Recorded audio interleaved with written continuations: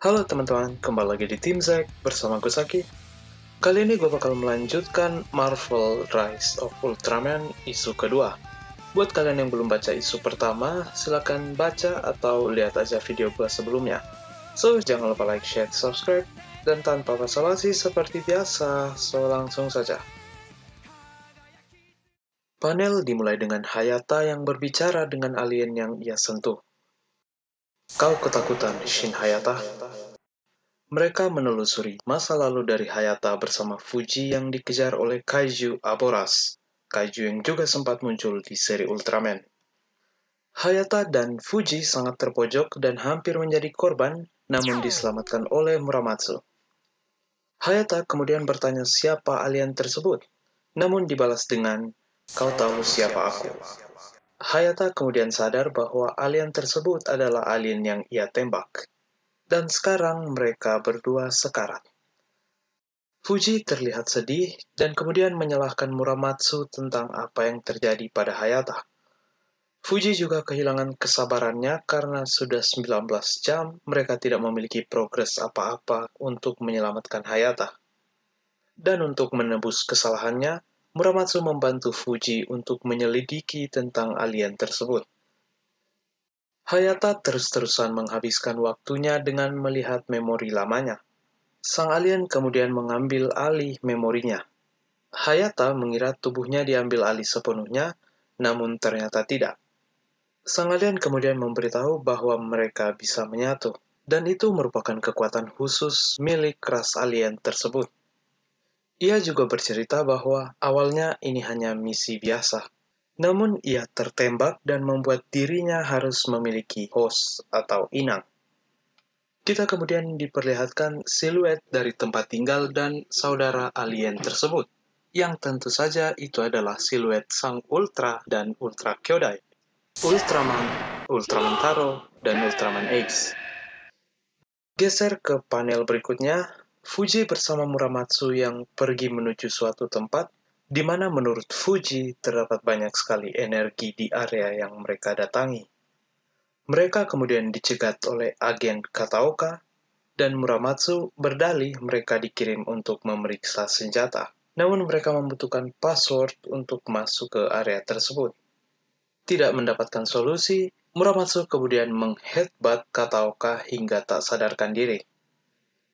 Kembali ke Hayata yang terkejut dengan keinginan alien tersebut, sang alien mencoba meyakinkan Hayata bahwa ia tidak punya cara lain dan hal itu harus dilakukan untuk keselamatan spesies Hayata. Sang alien kemudian bercerita tentang kaiju yang ternyata eksis di seluruh universe, dan hal yang menjadi misteri yakni siapa yang membawa para kaiju ke universe ini. Alien itu kemudian melanjutkan bahwa rasnya berhasil berevolusi serta melampaui para kaiju yang kemudian ras tersebut dijuluki sebagai Ultra. Namun beberapa ras lain tidak bisa berevolusi. Dan hal itulah yang membuat para Ultra menggunakan kekuatan untuk menghindari krisis kaiju, yang mana kekuatan mereka digunakan untuk menghancurkan kaiju yang mengganggu dan menggunakan kekuatan kegelapan. Di panel ini kita bisa melihat Ultraman AD yang menghadapi kaiju raksasa. Karena jika tidak, dunia itu akan berakhir, dan duniamu sedang dalam bahaya yang sama. Hayata kemudian bertanya apakah ia datang untuk mengajari mereka, karena manusia tidak bisa berevolusi.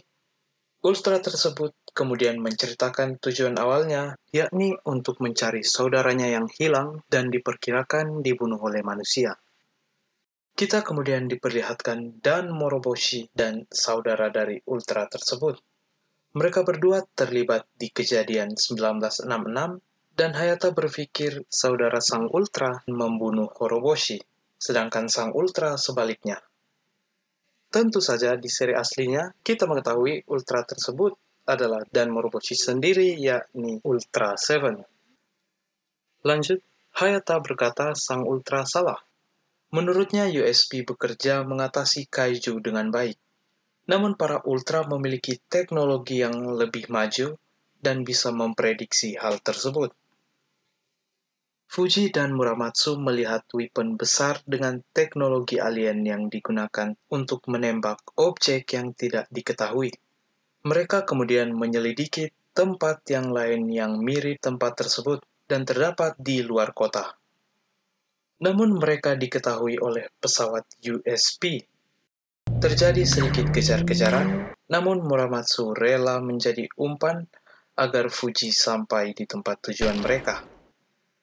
Fuji kemudian sampai di tempat tujuannya dan bertemu dengan Dr. Yamamoto, di mana dia mendeteksi adanya energi yang sama dengan tempat senjata yang ia kunjungi. Sang dokter juga merupakan pembuat senjata tersebut. Fuji meminta bantuan orang tersebut untuk menyelamatkan Hayata, di mana ia terjebak di orb yang mirip dengan kejadian tahun 1966.